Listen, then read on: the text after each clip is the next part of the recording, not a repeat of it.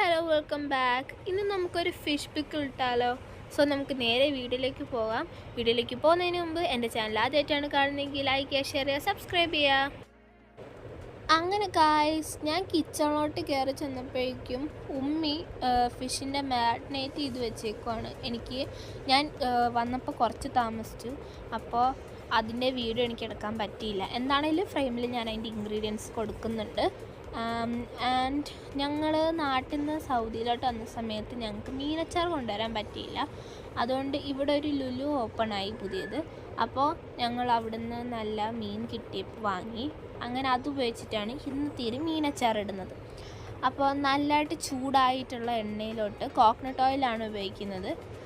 നല്ലതായിട്ട് ചൂടായിട്ടുള്ള എണ്ണയിലോട്ട് മാരിനേറ്റ് ചെയ്ത് വെച്ചിരുന്ന ഫിഷ് ഇട്ടു. ആൻഡ് ഇത് നല്ലപോലെ ഫ്രൈ ആയി. ഇപ്പോൾ ഇത് നന്നായിട്ട് ഫ്രൈ ആയിട്ടുണ്ട്. ഇനി നമുക്കിതിനൊരു ബൗളിലോട്ട് മാറ്റാം. ആൻഡ് ഇതിപ്പം ഒരു റൗണ്ട് മാത്രമായിട്ടുള്ളൂ. ഇനിയും ഉണ്ട് ഫിഷ്. അതുകൂടി നമുക്ക് നന്നായിട്ട് ഇതുപോലെ ഫ്രൈ ചെയ്തെടുക്കണം. അവിടുന്ന് കയറ്റുവാരി തിന്ന് വായും പൊള്ളി ഗൈസ്. അങ്ങനെ ഫുള്ളും അതുപോലെ ഫ്രൈ ആയി വന്നിട്ടുണ്ട്. അങ്ങനെ ഗായ്സ് മുഴുവൻ മീനും നന്നായിട്ട് ഫ്രൈ ചെയ്തെടുത്തു. ഇനി ഗാർലിക്, ജിഞ്ചർ, പിന്നെ നല്ല പച്ച ചില്ലിയും പിന്നെ കറി ലീഫും വേണം. നമ്മളിപ്പോൾ ഈ ഒരു മീനച്ചാർ ഇടാൻ പോകുന്നത് നമ്മൾ ആ മീനൊക്കെ ഫ്രൈ ചെയ്ത സെയിം ഓയിലിൽ തന്നെയാണ്. പിന്നെ കുറച്ചുകൂടി ഓയിൽ നമുക്ക് വേണ്ടതുകൊണ്ട് കോക്കനട്ട് ഓയിൽ ഇച്ചിരി കൂടി ഒഴിക്കുന്നുണ്ട്. നമുക്കിത് പ്രത്യേകിച്ച് സ്റ്റോർ ചെയ്ത് വെക്കാനൊന്നും അല്ലാത്തതുകൊണ്ടാണ് ഇങ്ങനെ ചെയ്യുന്നത്.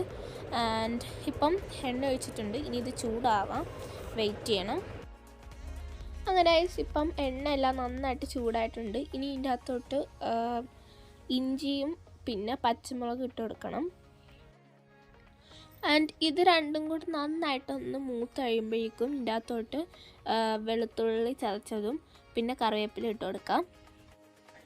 അപ്പോൾ ഗായ്സ്, നമ്മുടെ ഇതെല്ലാം നന്നായിട്ട് മൂത്ത് വന്നിട്ടുണ്ട്. ഇനി ലോ ഫ്ലെയിമിൽ വെച്ചിട്ട് ഇതിൻ്റെ അകത്തേക്ക് ആവശ്യമുള്ള പൊടി ഇട്ട് കൊടുക്കാം. ഫസ്റ്റ് തന്നെ 1.5 ടേബിൾ സ്പൂൺ മുളക് പൊടി, പിന്നെ 2 ടേബിൾ സ്പൂൺ ഉലുവാപ്പൊടിയും ആഡ് ചെയ്ത് കൊടുക്കാം. പിന്നെ 2 ടേബിൾ സ്പൂൺ കായപ്പൊടിയും കൂടെ ആഡ് ചെയ്ത് കൊടുക്കാം. മീൻ പൊരിക്കുമ്പോൾ എപ്പോഴും കുറച്ച് മസാല ഇട്ട് മാത്രം പൊരിക്കുക, ഇല്ലെങ്കിൽ കരിഞ്ഞു പോകാൻ സാധ്യതയുണ്ട്. അതുകൊണ്ട് നമ്മൾ ആവശ്യത്തിനുള്ള മസാലയൊക്കെ ഇപ്പോഴാണ് ഇടുന്നത്. ഇപ്പം നമ്മളത് നന്നായിട്ട് മിക്സ് ചെയ്ത് വെച്ചിട്ടുണ്ട്. ഇനി നമ്മൾ ഇതിൻ്റെ അകത്തേക്ക് വിനാഗിരി ആഡ് ചെയ്ത് നന്നായിട്ട് മിക്സ് ചെയ്തെടുക്കണം.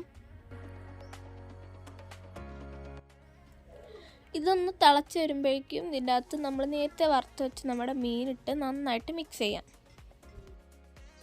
മിക്സ് ചെയ്ത് കഴിഞ്ഞ് നമുക്കിത് ഇറക്കി വെക്കാവുന്നതാണ്.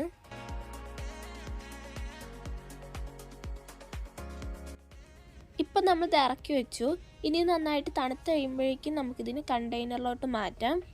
ഇത്രയുള്ളൂ, നല്ല സിമ്പിളായിട്ടുള്ള മീനച്ചാർ റെഡി ആയിട്ടുണ്ട്. വീഡിയോ ഇഷ്ടപ്പെട്ടാൽ ലൈക്ക് ചെയ്യുക, ഷെയർ ചെയ്യുക, സബ്സ്ക്രൈബ് ചെയ്യുക. അടുത്ത വീഡിയോ ആയിട്ട് വരാം. ബൈ.